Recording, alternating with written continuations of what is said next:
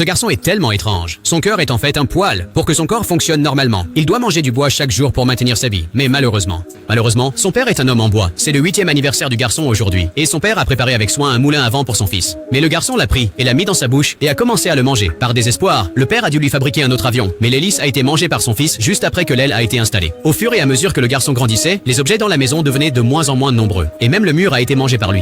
Un grand trou. Afin d'éviter que son fils ne soit mouillé, le père devait désespérément réparer la maison. Mais à peine un côté réparé, l'autre côté était mangé par le garçon. Un grand trou. Le père devait utiliser 2 piliers pour soutenir la maison, mais quand il s'est retourné, le garçon a vraiment mangé la poutre. Le père était sur le point de l'arrêter, mais le pilier s'est soudainement cassé.